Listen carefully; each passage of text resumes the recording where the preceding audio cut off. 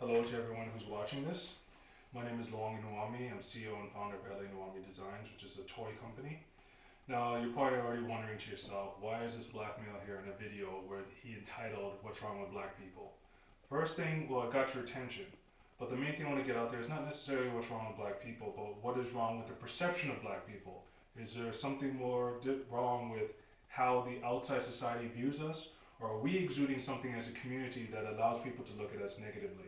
So I want to create debate and get people talking about this before, during, and after Black History Month. Because it's only during Black History Month that people seem to care about Black history, but only get this conversation going. You know, a quote that my parents gave me as a little kid, I didn't understand it back then, is that the hardest thing I'm going to have to do is grow up as a black male. Some of you out there might think, okay, this racial card thing is going too far, but I'll give you examples of some of the things I've gone through. I know people out there can associate. One example, and the reason why I decided to make this tape, is I went to a gas station some time ago. There's this one single female attendant that was in the gas station. I went there to buy a cigar. She didn't know how to punch up the cigar in the computer system, so she called up her manager. The manager came out, looked at her, looked at me, and then with a smirk on his face told her, "Don't worry about it, he doesn't look like the type that's going to rob us," and went right to the back. He didn't ask what was wrong. The first assumption he made is that I'm a criminal and I might be robbing them. I've been pulled over for driving by the police and asked stupid, ridiculous questions for no reason. The whole blackwall driving that many of you have heard about. I've even had a very scary experience at a railroad track where three very large officers were harassing me for my information even though I was just going for a walk at night. These things happen. Racial profiling does exist, for you who don't want to believe it. And I had a conversation with a Korean friend of mine some time ago, of Oriental background, and he told me, "Oh, come on, Lou, racial stereotypes happen to all races." And I go, this is true. But the stereotype of you as a Korean person is that you're book smart, you're great at math, people come to you for homework because they think you're smart.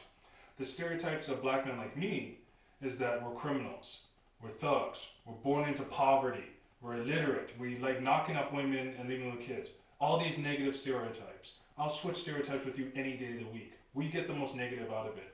And to take it even further, look at what's happening in the media. You've all seen it. The Don Imus nappy-headed hose comment.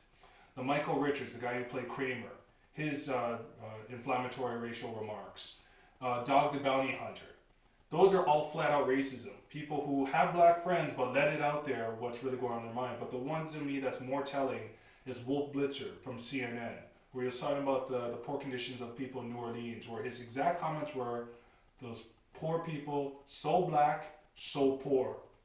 That is the underlying message. Doesn't matter if you have black friends, black family members. People look at us with pity, that we're all from ghettos, that we're poor. And I'll give you some statistics to kind of back this up, to show you what people think of us. According to the U.S. Department of Defense, on average, black men are 6 times more likely than whites to be admitted to prison. 21% of black males in the U.S. will be incarcerated by age 30, compared to only 1.4% of white males. 94% of black victims of homicide were killed by blacks. According to the New Century Foundation, they believe blacks are 39 times more likely to victimize non-blacks than the other way around. In mass Canadian newspaper media, 90% of stories about black people dealt with either crime or entertainment, and of that, over 50% were about crime and murder. Here's just one quick example. Newspaper you'll find in Canada and the United States, showing black faces, but only when there's a murder involved. And here's some for some specific people.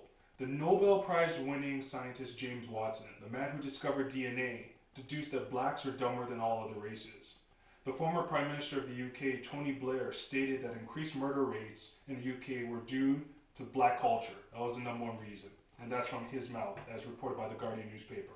So that's just a small handful of the stats that you could get out there that point to the negative of black influence and black culture in society.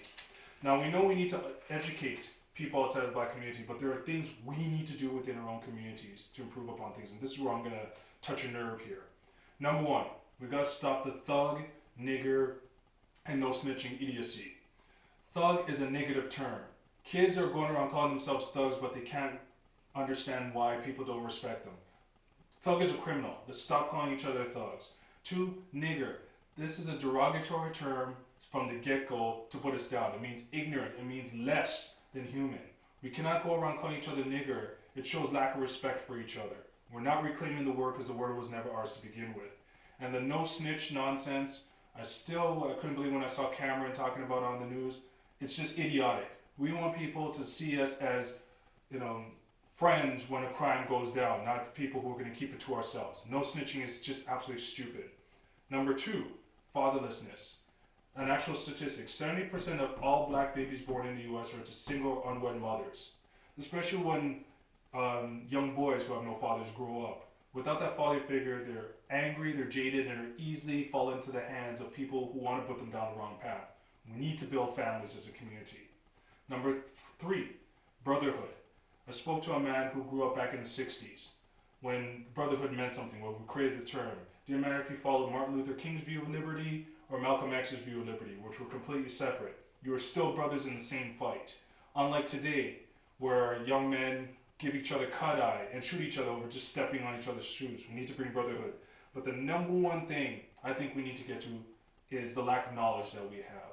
We need to know real black history and heritage. You ask any kid or adult, they can't tell you anything about black history and heritage. So I'm going to use these as an example. These are black history cards that I made through my company. They didn't do that well when I first came out with them. The media didn't want to touch it, and retailers thought it was too niche. But I'm going to use them to show you what real black history is. Number 1, Alexander Dumas. If you've ever read or even heard of The Three Musketeers or The Count of Monte Cristo, it was a black man who wrote it. Elijah McCoy, Canadian inventor. All trains use his lubrication system for their brakes. Granville Woods, one of the greatest black inventors period. From the egg incubator to the electric third rail and subway systems, he's the one who invented it. Hannibal Barca, the greatest military general recognized internationally, a black man from Africa. Patricia Bath, if you've ever had laser eye surgery or contemplating it, you need to thank this woman. It's her studies that led to its invention. Saint Maurice, in Catholicism, there are black saints. But my favorite card of all is the Civil Rights Act. The reason why this is important is because of civil rights leaders like Martin Luther King and Rosa Parks, Jesse Jackson, when this law was passed in '64, it gave rights to all minorities. Even though blacks are the ones who fought for it, it gave all minorities rights and all women rights because of us. So that's just some examples of real black history and heritage that people need to know to see how we've bettered society. So in conclusion, to summarize my own question, what's wrong with black people? Nothing. What is wrong is the perceptions that people have black people, that they don't see the positives in what we've done for society. I'm not going to blame hip-hop because that's too easy. You don't blame horror movies for murders. I'm not going to blame hip-hop. We need people to realize the good things we've done in society. But within our communities, we've got to stop acting like thugs because we're not criminals. We've got to stop calling each other niggers because we're not niggers. We need to stop this no snitching nonsense, acting like sheep. The segregated schools are not the answer. We just need to know who we are and be proud of who we are. We are great people and we've done so much for society. So that's pretty much what I want to put out there. And so I want people to be able to come and debate and talk about this. I said before, during, and after Black History Month, I know what real Black history is about, so I would love to get your feedback. And you can come onto my website or contact me directly, even if you want to learn more about my cards. They're all out there. And I said I would love to get people to talk about this and really know what Black history is all about and get positive views of our culture. So my name is Luonga Nuami, CEO of LA Nuami Designs, and thank you for listening to me and hope to get people talking. Have a good one.